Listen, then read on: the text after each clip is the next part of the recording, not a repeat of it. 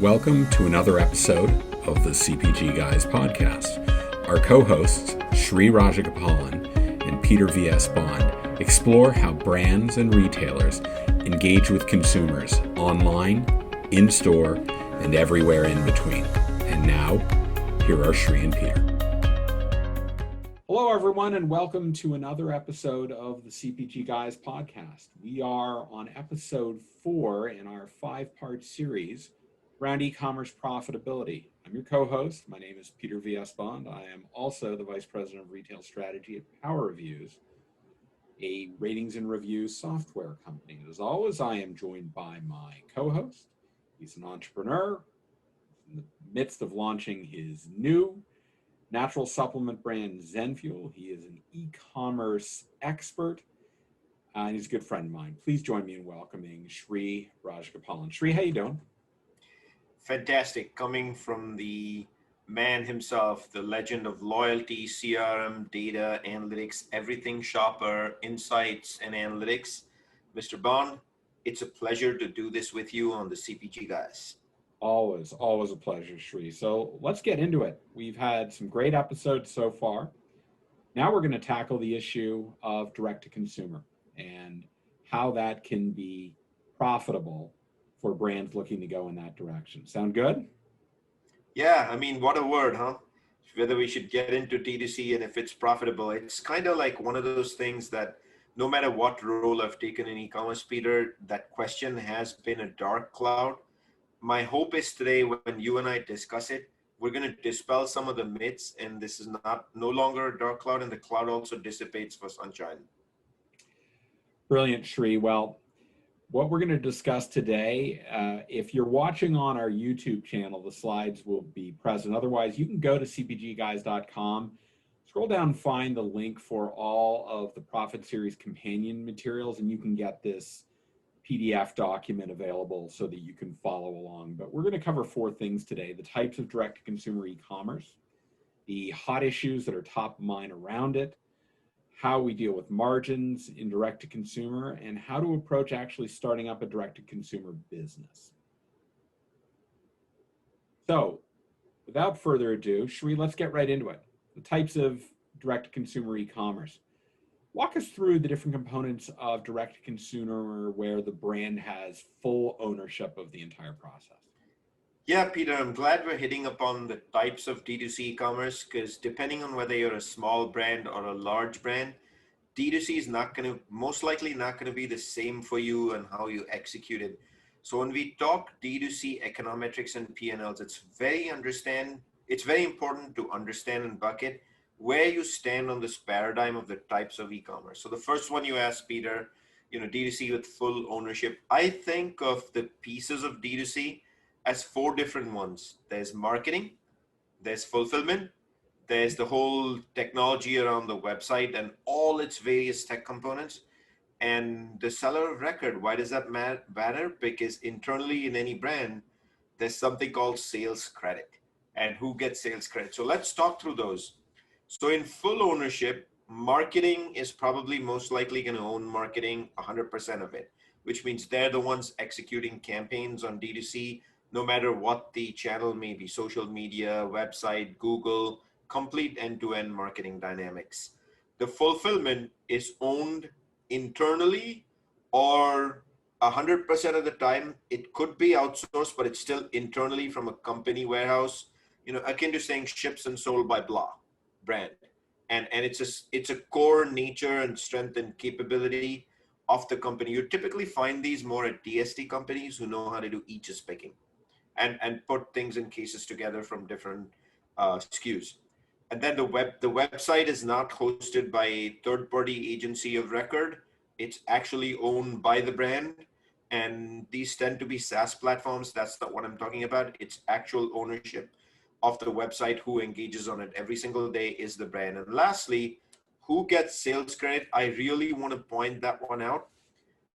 That's one that causes a lot of conversation and a lot of points of disappointment within a CPG brand. But to be very clear, our humble opinion of the CPGGUYS, the seller of record for D2C, irrespective of who owns it, should always be the brand. This goes directly to the brand P&L. D2C is not a sales responsibility long term. Maybe short term it is to get it sorted, depending on who's got the highest skill set in online selling. Wow, that's a great detailed explanation of direct to consumer with full ownership. Now let's go to something that is not quite as clear, which is direct to consumer with partial ownership. Walk us through the components of that and what exactly this means, Sri. Yeah, so partial ownership is of those four paradigms, which is marketing, fulfillment, website, and technology around it, and who gets sales credit. Some of it is typically outsourced. So marketing is one of those strengths for a brand. Traditionally, equity development is a super muscle power, like the alpha super muscle power. So I rarely see marketing outsourced in D2C. In a partial ownership, it's owned by the brand directly. Fulfillment is a completely different story. Often I've sat through ecosystems where we've done RFPs, pick the right fulfillment provider. There are so many criterias for how to pick a fulfillment provider. We deal with some of those in a different episode focused on supply chain. It was episode 2 that we released on October 9th, 2020, which is the econometrics of supply chain and fulfillment e-commerce. But typically this tends to be outsourced to a third party. And the website could be hosted or owned by an agency. The agency might choose to do it on various platforms such as Shopify or BigCommerce or even Salesforce Commerce Cloud, but it's not a strength of the brand. And the seller of record, aka who gets credit for the sale, is still the brand. So what I'm really trying to say here in partial ownership is marketing assets as well as sales. The ultimate responsibility is still with the brand, but other parts of the ecosystem are indeed outsourced to third parties. Okay, so we've done full ownership, we've done partial ownership. Now, what if the brand completely outsources everything D2C? Give us an understanding of what that model looks like. Yeah, I call this fully outsourced model really backing into D2C to check a box. I don't even think of it as D2C, but I see a lot of this happening where a brand will pick a end-to-end services provider who can manage your website, can totally take credit for the sale, and also has a ecosystem of supply chain and fulfillment, including even marketing. In reality, what you're really doing here is you are working with a third party that you can treat as a retail customer of yours, and they become a 1P provider who's buying product in bulk from you, something odds are you're very familiar how to engage and do because you're doing it with Amazon and Walmart.com, etc. And really they're hosting the website and doing all aspects for you because that's what you'd like to see. I don't really see this as D2C, but because the one thing that you're retaining here, which is 3B, brand retains its equity name, aka it's not being sold on the third party provider's website. It's actually being sold by yourbrand.com to the consumer. That's why I call it D2C. It backs into D2C in some way. And this is another model that I see. To the consumer, they're buying it from the brand. They have no awareness that it's something else, which actually gets us to the fourth item, and I'll tackle this, Sri. If you're selling on Amazon 3P, that's not direct to consumer, to the point you made, because to the consumer, they understand that they are buying it on Amazon. By definition, it is not direct to consumer. There is conscious awareness on the part of the consumer that this product is being sourced through Amazon. Yeah, you know what, Peter, winning in this channel, omni-channel sales, is that deep in the weeds as it is in the brick and mortar business. And often people just skim the surface level because the channel hasn't blossomed fully until 2020, where it has. It's very important, Peter, like you said, when you're buying product on Amazon as a consumer, that's Amazon. Amazon, the marketing is done on the Amazon platform. It's Amazon's brand equity at the end of the day. The seller, you may be the seller of record, but it goes through Amazon, the third party platform. Selling 3P on Amazon, even if you're doing it on on Seller Central versus Vendor Central, is not D2C. And the number of brands, as I consult with them, they tell me, oh, but that's B2C. And no, it's not. It's 3P. It's marketplace selling. Exactly. Terrific. Okay, so I think we got a good breakdown of what what are the three types of D2C, and dispelling any belief that selling 3P on Amazon is D2C. It's not. Absolutely not. All right, so let's talk about the 800-pound gorilla that's sucking up the ops. Wowza. So Shri, the thing about direct-to-consumer is that it's just not such a crystal clear understanding of the P&L, is it? Yeah, Peter, this is actually going to cause some confusion when you get into D2C. And this is the reason why advice, when we spoke to the previous page, when we talked about the types of D2C, the type of D2C you choose to engage in is really going to be the outcome of how the P&L is shaped. For example, if a brand owns it end to end, like we discussed in option one, it should sit on a brand P&L and never make its way to a customer slash retail P&L. So how you compare a benchmark, apples to apples, in terms of is it dilutive, is it not dilutive, is very important. On the other hand, if you go to the third option, which was you outsourced all of it and you're treating the person, the third party that's buying the product from you and selling it on behalf of you, is they're really a 1P customer at the end of the day. So it's going to be a different P&L, probably more closer in apples to apples to your customer P&L. So the most important points I want to make here is, I hear the rhetoric all the time, Peter, that D2C is P&L dilutive. And so I want to make sure we hit that up. Number one, D2C is the business of retail, because you're trying to go direct to, the word is direct to consumer. Yep. So because it's the business of going direct to consumer, by pure nature of that, you have now become a retailer. And if you thought about what you do on the brick and mortar side, there are costs that the retailer incurs to be able to merchandise, aka website hosting in this case, and then fulfilling to the consumer, which is the store, which actually requires a capital investment. And this is no different. It's the fulfillment costs. So the moment you understand that you're getting into the business of retail, of course, it's going to be a different P&L.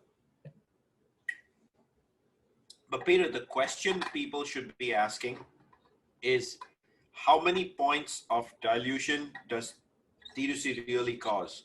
Yeah, that's not like dilation in my eyes. This is dilution.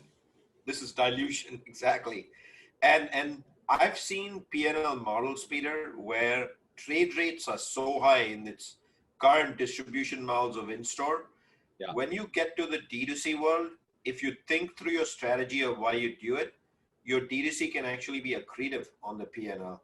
So I want to totally dispel the myth that D2C has to be P&L dilutive just by the nature. Depending on the assortment you choose to sell, D2C is a place for long tails, higher price points, harder to find items, where the consumer is willing to pay for shipping. So if you use that as a mantra and you use it for test and learns, yep, it's not going to be that P&L dilutive at all. Whereas if you sell everything you sell in store and you sell it in eaches and your product costs $4.99, I just made up the number, but it could be $7.99. You're going to incur fulfillment cost. Of course, it's going to be dilutive since you're the retailer now. So the general rhetoric to close that one up is D2C P&L dilutive. It's going to depend on how you've chosen to get, which model of D2C you've chosen to start up with, and the fact that you are a retailer. Very helpful, Shri. When I think about a brand moving into D2C, it's really exciting. It's almost like I'm about to take a trip around the world. But then, of course, you have to think about that trip. And who pays for it? The hotel room, the flights, everything else. So let's get to the who pays for questions, because it ain't just a great joyride. You got to pay the bills. Let's go through them one by one. Talk about promotional discounts. This one can get a little tricky, Peter, depending on which model you take. In a fully owned model, this is paid for from the brand P&L directly by the brand through its working media, because you're reaching the consumer directly. I mean, that I want to be that clear as we get into the details that it's working media. The second one, where you partially outsource it, since you're holding onto the marketing elements, we're back to working media. On the third one, where it's really a 1P customer that's doing D2C for you, Right. it's trade. It's trade. It's Ah, the points or co-op discounts you give the retail customer for buying the product in bulk from you. all right. Let's tackle Google search engine marketing.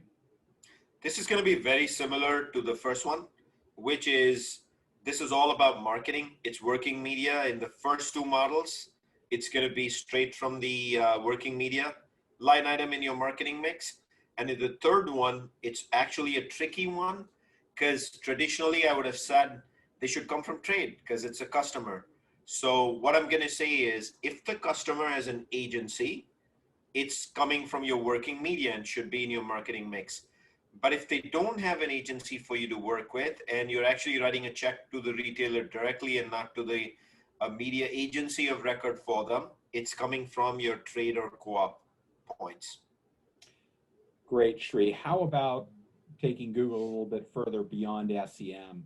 But their ad tactics, things like display ad or retargeting or lookalike, all those kinds of things. Where is that getting paid for in the three models? This one is going to get an even little trickier because this is going to depend on who takes ownership for executing, unlike SEM. Because each ad can determine whether it's a lower funnel or upper funnel activity. So the best way for me to kind of like, let's take Prime Day as an example. Prime Day is not D2C, but I just want to give that as an example. Many brands tend to create their own ads on D2C on their website on Prime Day, which is a day where the consumer is really shopping for value, and it's not really going to drive significant brand equity because the consumer's already walked in looking for a discount. That, in my mind, is a shopper marketing banner online and needs to come from trade. But if it's an upper funnel activity that's really trying to drive brand equity, despite it being a display ad with a price point, it's really to drive consumer curiosity to browse the product or the product detail page. It's an upper funnel activity. So it should come from the marketing mix dollars or your working media budget. I Great. can't get clearer than that, Peter. Okay. Though you got clear, but you said it was tricky. Yes, sir. Tricky to rock around, Anyhow. It's like my Yankees season this year. Oh no, that was a crash and burn. That was a total different story. But in any event, Shri, let's talk about social media advertising, Instagram, Facebook, Snapchat, whatever the platform is. My What do you pay for that in the three different models? my favorite one these days is TikTok. So this one TikTok. should be, yes, TikTok. This one should be a little bit more clearer than the previous ones of Google, because the humble advice here from Peter and me, you can't be outsourcing your social media, period. If you are outsourcing it to a third party other than your marketing agency to manage it for you, I already call this an epic fail to begin with. It will most likely result in disappointment. This needs to be a core strength of a brand because this is a vehicle with which you communicate to the consumer. By pure default of that, any work that goes into preparing the ad becomes non-working media, and the actual execution of the social media ad is working media, and 100% of the time it should belong in your marketing mix P&L and never in your trade rate. Great, Shri. Let's close this out with the fourth item, which is fulfillment. Yes, sir. So let's break down all three models. In the first model, you own fulfillment yourself. It's just going to be a line item in your rolled up brand P&L, pretty straightforward. The brand owns it. In the second one, you most likely outsourced fulfillment to a third party, and the sales credit is still coming into the brand. So it's a partnership between supply chain and you to determine who actually pays for it. But I'm going to go ahead and guess here that 90% of the time it's coming from a brand P&L. Technically, all expenses come from a brand P&L and are allocated to a brand P&L in the CPG industry. Anyway, this is about at the line item expense level. When it's first recognized who pays for it, this really should be supply chain in that model. And in the third model, where you have outsourced it as to a 1P like customer, it's really the 1P customer paying for it. It should be built into your trade rate automatically, and under no circumstance in that model should you be paying for fulfillment, one unit or one sale at a time? It should be a negotiated rate. Okay, great, Sri. All right, let's move on. Let's talk a little bit about national allocations in and out of TV, print, radio, and other types of traditional media. Peter, this is a very controversial topic in the industry because most e-commerce leaders do not like an allocation on their P&L coming in from TV, print, radio, and other forms of media being executed by brands because they think of it as offline for some strange reason as offline advertising. To me, media is media is media. Every form of media drives some sort of halo impact. You know, when a consumer sees an ad on TV, it's not that they're not going to Amazon and buying product or browsing, they are. So I see this as a two-way street, and I want to kind of help resolve this controversy. E-commerce leaders, you have to allow an allocation of offline, the so-called offline media into your P&L, even if it's dilution. It's okay, because if you have an expectation that media you run on D2C or Amazon or anything else is being allocated back to the brand and they need to pay for it through the marketing mix, it should be the same rule from a D2C P&L. Your D2C effort that drives to your brand is an allocation out to other P&Ls because it's driving a halo, and there's some halo coming back from national campaigns. No debate. Okay. And lastly, Sri, I think I know the answer, but who should be paying for content and ownership? To me, this is like social media ads. Yeah. If you let go of your content and ownership of content, the brand equity story and the storytelling you're trying to do is already dead. Please don't let go of your brand content. And by pure nature of that, we've used the brand word several times in this sentence already in this question. I think it's pretty clear, Peter, who should pay and who should own it. It's the brand. Yeah, agreed. Okay. How can brands help make D2C more profitable? Let's go through some of these things. You want to run us through your thoughts on this? Yeah, let's just run through the gamut here, Peter, because there's some detail here in each one of these, which is if you want to make D2C more profitable, which kind of goes back to the rhetoric of D2C's unprofitable or is profit dilutive, etc. There are things you can do like tomorrow morning to improve that profit in the first place, no matter what channel you take. The number one rule I personally follow in D2C is I always experiment before doing so. Because no matter what, unless you're a digital native and that's how you started the ecosystem with D2C, it's in your DNA and it's the core function of how the consumer sees you. I'm not going to make any such humble recommendation that you change that methodology because you have subscriptions and that's how they engage. But for other brands, please experiment before you do so, which is be conscious about which are the platforms you're choosing from page 2 that we discussed, the types of D2C e-commerce, and use it as a mechanism to perhaps test a handful of SKUs before you decide to take hundreds of SKUs and decide to go into D2C. Great. That experimentation, Peter, will allow you to know, does it make sense? What does it cost? And is it profitable or not? Yep. You think it's straightforward, wouldn't you, Peter? One would think. How about assortment, Sri? Yeah, this is a very good one, Peter, because I know way too many brands that are not being very conscious about what they're selling online. D2C is they think of it as a channel of sales, and no different than their offline model of in-store, or now they think of the omni-channel ecosystem as retailer.com, including the Amazons and the Walmarts and the CVS's.coms. So really this conversation is for those brands. If you're selling every SKU that you make and you have 10,000 distribution points or whatever it is in a scaled world and you put it online, it's probably a bad idea because you're going to have conversations on the price value of the brand. And I'm personally going to be intrigued, and Peter's going to be intrigued as well, why you're trying to sell it by yourself, because you built an ecosystem to work with your retail partner to do it for you. So the number one advice we can give to any CPG brand on the assortment is when you get into D2C, you absolutely should not be selling everything you have in distribution today online on your own website. You need to be very selective about what you're selling online, why you want to sell it online, which leads to the next point, which is price points. Yeah, before we jump to that, Sri, I just want to say, what you said about finding the right assortment, that's going to be a bit of a challenge for someone who's on the brand side, who's literally trying to keep every single SKU alive and justified for existence. So their natural inclination is going to be, I want everything there. And if you're going to succeed at this, you've got to help manage expectations and help explain to them why the right assortment, not the entire assortment, is the way to go.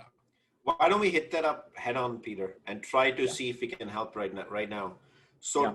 traditionally, if you want to get started in this D2C journey, depending on the category you're in business in, when you have MOQs, etc., that don't sell through, there are returns from retailers. Why don't you start by experimenting with this site, your own site, as a liquidation opportunity for Yep. instead of destroying inventory? That's a great way to actually get started, test, see if you have the strength and the willpower to D2C. And I'm not asking you to do it irresponsibly. You need to involve your sales leaders in making sure that when you create a liquidation vehicle on D2C, they very much understand what the ecosystem is and how it's going to get done, etc., and how much you'll price discount and things of that nature, so you don't cause a breakage in your retail harmony. Another area to probably experiment and try to get started here is long tails. When things come out of distribution in the in-store model, it's a perfect fit for D2C to Yep. see if their SKUs that work well directly online is something that the consumer wants. How often is it, Peter, that you and I have walked into stores over the last 25 years of our life in this industry, and we've seen a SKU missing, and we've had to ask a question of someone, a customer service person in store, or sometimes call the store manager and said, I'm not happy that the SKU is missing. This is a perfect fit to get started. And when you do it this way, again, you test the strength of, can you be in this business of supply chain? Can you be in this business of one-on-one engagement with the consumer? So those are two great ways to just get started and warmed up on D2C. Coming Yeah. back to assortment. All it takes is a quick look at one of your stops on your career, FritoLay. They've recently got into D2C e-commerce, and you don't see them listing literally every SKU. My goodness, there are just thousands of SKUs in the FritoLay assortment. They focused in on very deliberately some um, virtual packages, or virtual bundling, rather, I should say, because they know they can execute it and they're going to figure out if it works. And I don't think that's their only stop on the journey. I think there's more to come. But to your point, they're going to focus on the right assortment right now, and then they'll move, and as they optimize that, they'll start enhancing it, right? Absolutely, Peter, because Frito has over 100,000 distribution points in North America. It's kind of silly to take and disrupt those 100,000 distribution points, but those who are looking for party packs, snack packs, stocking your pantry with snack packs, this should be a no-brainer, right? And that's that's at the heart of assortment, answering the question why somebody would buy online. And too often I see, let's just put everything we sell and see what happens. Bad idea. As long Which, as I can get my Quaker Quisp cereal, that's all that matters to me, Shri. That is my. hey, That's, hey, hey, hey, hey, hey, hey, hey, hey, all right, let's Quaker, talk listen about price up. points. Let's talk price points, Shri. This is important, right? Yeah, but another one that I'd call a no-brainer. We just talked about Frito-Lay chips.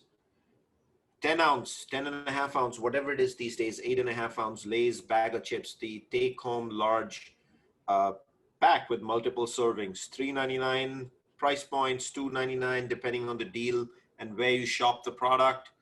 If you're going to sell that as a single pack online, your fulfillment cost is probably going to exceed the price of the product. And I don't need to tell you that that's a bad idea.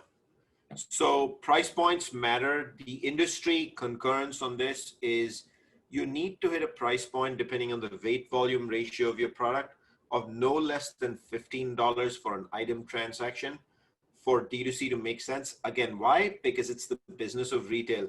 I'm going to keep repeating that word, the business of retail, the business of retail, because every retailer, even the brick and mortar ones who are industrial and amazing, incur cost and expenses to distribute product.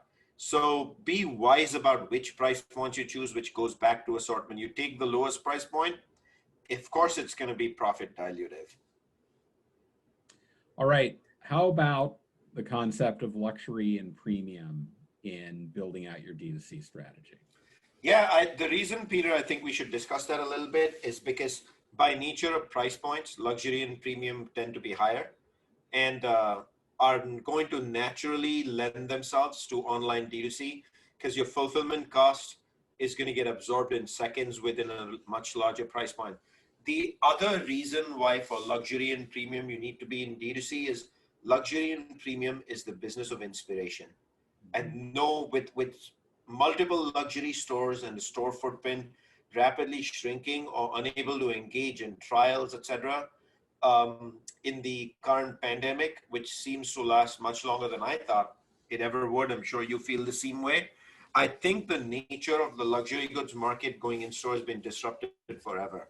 Now more than ever, D2C is a vehicle for you if you're in the luxury premium sector to engage and perhaps shift to even more accretive P&Ls that are advantage to you because you don't have the capital of a store footprint. As long as you're willing to engage the consumer in inspiration via marketing tech or martech. All right, how about the difference between a digitally native brand versus a scaled, heavily distributed brand? Yeah, How do you deal with profitability in those two cases? we've kind of hit this up a little bit already, but there's a little suggestion here from Peter and me. If you're a digital native brand, we don't need to really have this discussion on how to hit profitability because this is how you started the product. You know the brand P&Ls, but as you're listening to this episode, there are tips and tricks and tweaks we've already given you and how you can make D2C more profitable. So do listen in. I've often even found, Peter, even a digital native brand, knowing and understanding that there are charges for your 3PL provider to even in inbound receiving and storage of pallets, they can be optimization and savings that you can create. But we're going to get to in 1 second. But for a heavily distributed brand, number one, if you're going to give it to your customer teams, your Amazon team, etc., to run D2C, your e-commerce P&L, it's already probably going to look like a dilutive P&L purely because you're comparing it to big retailers like Amazon and Walmart, which doesn't make sense. It needs to sit within the D2C needs to sit within the brand because D2C is the business of inspiration and innovation. Right. And for a heavily distributed brand, that's the best way to manage the P&L versus giving it to a customer team. If you have done that, and what can you do to make D2C more profitable? You go back and look at A, B, C, and D on this slide that we just talked through, and try to keep optimizing every one of those. Am I selling the right assortment? Why am I doing D2C in the first place? What are the price points to reach the assortment? Peter referred to virtual bundles a couple times. And if you're luxury, this is going to lend its business model to you, so it should be an automatic versus mass. Shri, a lot of brands are going to falter on their supply chain.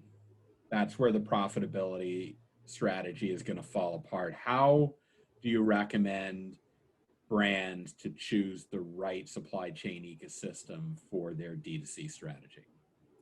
Yeah, so this is a very important one, Peter. I'm going to remind users to go back to episode 2 because we've got into the weeds of this. The only piece of advice I'm going to give folks here or humble learnings that I can pass on here is in 2020, I've embarked on a journey myself to get into the weeds of D2C supply chain as I've had to for Zenfuel.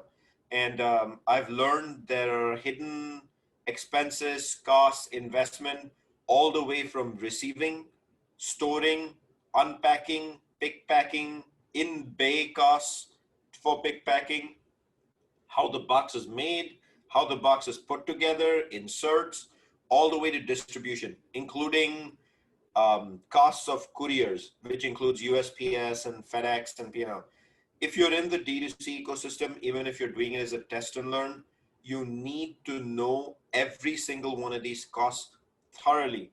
And the best way for you to do this is engage your procurement, please. That's your vehicle on how to make this part of the system more financially friendly for you. Engage your procurement on day one. Three, both Amazon and Walmart have now conditioned the consumer, despite the fact they're paying annual subscription fees for Prime and for Walmart Plus, they've conditioned them to think of shipping as free. It's included in the price of the product. So the question is, as a D2C brand, is it a fait accompli? Do you basically have to build the pricing in for shipping? Pardon me. Do you have to build the shipping cost into the price of the product, or is there an opportunity for you to charge for shipping in this e-commerce world that is being dominated by the two major players and their go-to-market strategy? So time after time, year over year, we see the same surveys with the same results, which come out as what is the number one thing when someone goes online and they plan to buy a product? They want free shipping. And the number or the percent is north of 75-80% of shoppers say that. So if you're not offering free shipping, aka it's built into the price of the product and it's not even discussed as a cost, the odds of moving from upper funnel to lower funnel when you bought them onto your website are going to go up significantly from a conversion and click-through rate perspective. So I feel free shipping is non-negotiable. Yeah, now how you choose to kind of invoke that and offer what you offer does matter. For example, I feel perfectly comfortable saying in most categories, 5 days ground shipping is perfectly fine. And if it's an immediacy need category, I'm going to give a very strong recommendation. Don't get into D2C, as in you need to fulfill within 2 hours. There are retailers, we had one earlier this month. Drizzly is one of them. Instantly, they can supply what you want, beverages, within a couple hours. Amazon's excellent at doing it already. Walmart has mastered the art of doing it and offering click and collect. So 5-day ground shipping, I see it as fully acceptable, but in immediacy need category, very difficult to do. Don't get into it is my humble suggestion, but otherwise, if it's not an immediacy need category, 5-day free ground shipping, non-negotiable. Okay. Let's talk about other components of the D2C experience that brands need to think about from a capital or expense perspective. And let's first talk about the actual e-commerce platform. So we're talking about things like Magento, Shopify Plus, Salesforce Commerce Cloud. All of those, I should note, and I mention them for transparency's sake, are partners of Power Reviews. But how should brands think about that from a capital or expense perspective? Yeah, so when you first want to launch D2C, again, you're going to hear the word in the industry, I got to get into D2C, and you're going to be tempted to want to sell everything you sell in 100,000 distribution points or how many ever you have online. Peter and I have already kind of put it out there. This needs to be very conscientious what you choose to sell online.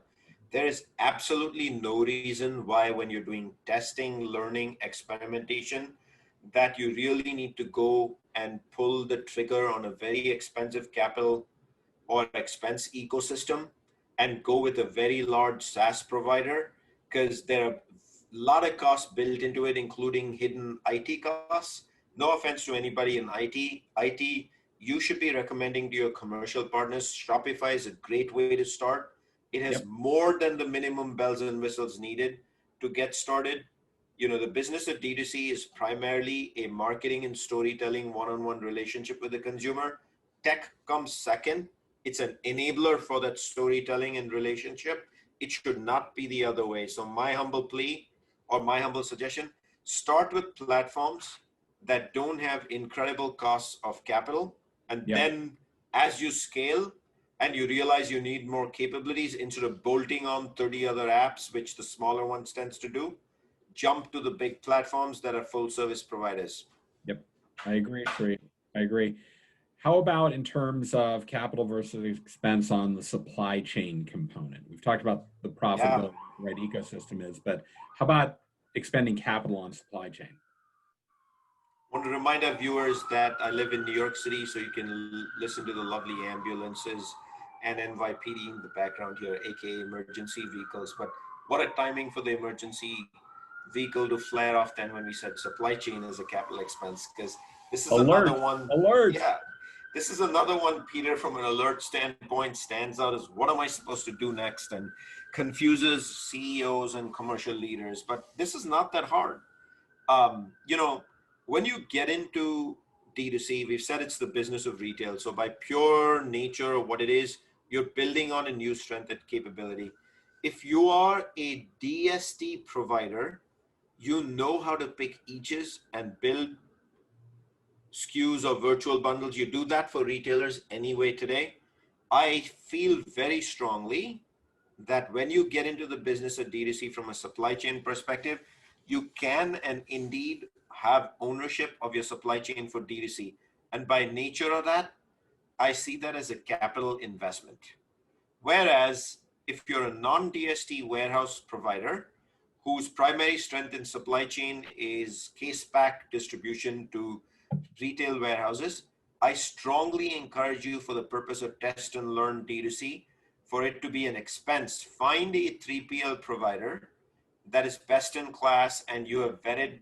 Earlier we talked about bringing your procurement team on board for optimizing costs. It should be an expense. It should not be a major capital investment that you do. Okay.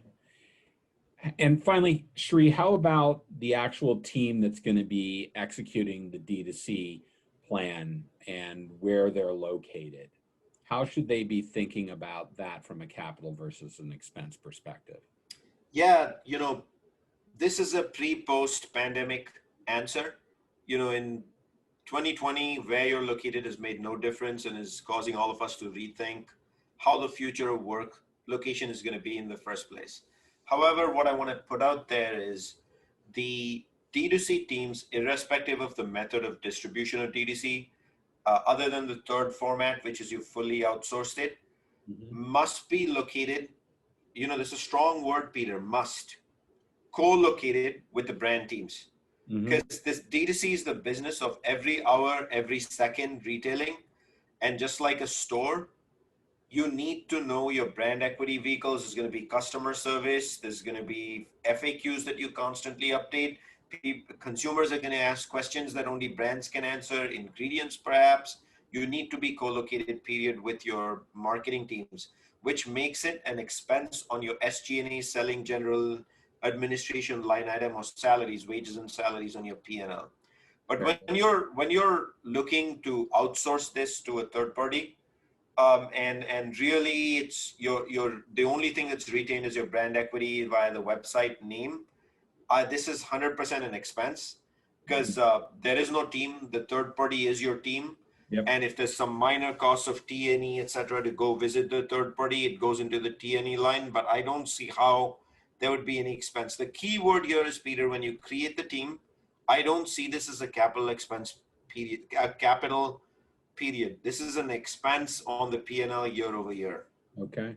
We've talked about how to do D2C right, but at the end of the day, it's not necessarily the right option for every brand.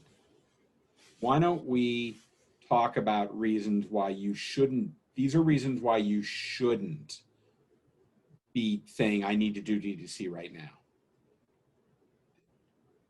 just for the image sake. Why don't you talk about that perspective? All right, so let's talk about D2C. I think what's clear, Peter, is D2C is not for every brand. It's not for everyone. So let's talk about when and where you should and shouldn't.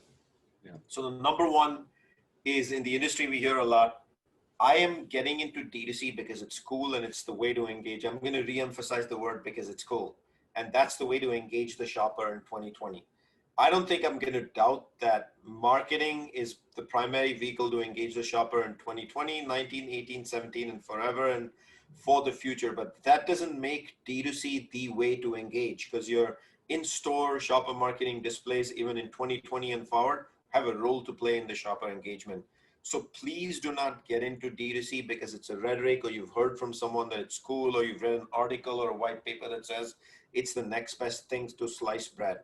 Another reason I also say that is, sometimes when you look at the data, and in several categories, all the growth is coming from digital natives, and D2C is a big part of it, and the scaling on Amazon, etc. We've already addressed 3P on Amazon is not D2C, so no need to fear that. Do not get into this just because, do not be the part of the herd that feels I just have to get into it because everyone else is getting into it. It's just not okay.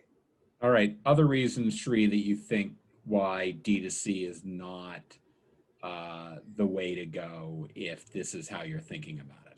Yeah, another one that comes to mind to me is who within your brand is really asking for D2C. To me, the most successful D2C brands are those where the CMO and the brand leader, your brand SVP or brand P&L owner, is the one that's asking for it. If it's sales, it's the Amazon team, it's the Walmart team, it makes no sense whatsoever to get into it because D2C is the business of inspiration. It needs to sit within the brand. Yes, you heard it here on the CPG guys. And therefore, the person really who should be asking for it is the marketing leadership. And if they're not, I'm not suggesting you get into D2C period without that sort of a driver. And then as I start getting into it, other things I hear in the industry is it's another channel of business. We've addressed that from a P&L comparison already, so I won't repeat it. You cannot think of D2C as a channel of business unless you're a digital native and you purposefully created a retailing ecosystem.